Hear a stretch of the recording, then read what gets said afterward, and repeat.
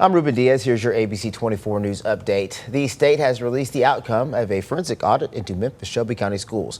Now, according to the auditing company that they actually used, nearly $55 million spent were, quote, consistent with evidence of potential fraud, waste, or abuse.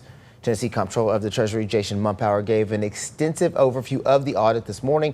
Now, the audit covers the school district's fiscal years from 2022 to 2024.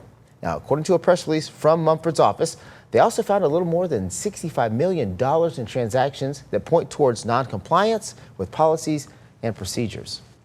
Representatives with MSCS responding to the audit saying, quote, Memphis Shelby County Schools appreciates the work of the Tennessee Comptroller's Office and Clifton Larson Allen LLP in conducting this independent review.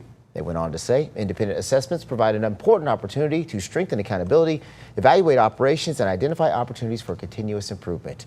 You can find that full audit on our website. That's abc24.com. In continuing coverage, the family of the 20-year-old shot and killed by the National Guard wants to see video of what happened. Tyron Johnson's grandfather telling us he wants to know if video backs up the police account that Johnson turned towards troops with a gun. Memphis police have not said what that video exists or when it could be released. The ACLU of Tennessee reports that National Guardsmen usually do not wear body cameras, but the other agencies involved could have them. Memphis lawmakers and the ACLU are also calling for more transparency. The Memphis branch of the NAACP is calling for a full, transparent investigation into Johnson's death. The group wants all body camera and surveillance video released. According to the NAACP, it plans to stay involved until the investigation is complete by the TBI.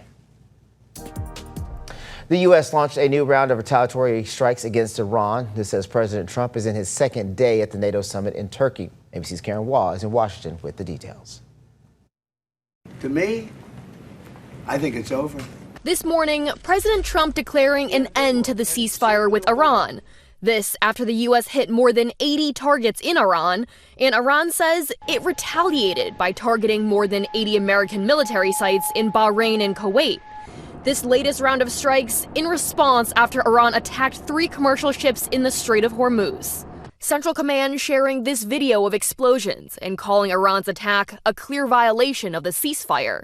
As a result, the U.S. revoked part of the deal President Trump signed last month that allowed Iran to sell its oil on the international market, a move Iran called a violation of the deal. At the NATO summit in Turkey, President Trump accused allies of not helping him with the war against Iran, saying he is testing people. But we weren't treated well because we did something in Iran. We don't need anybody's help.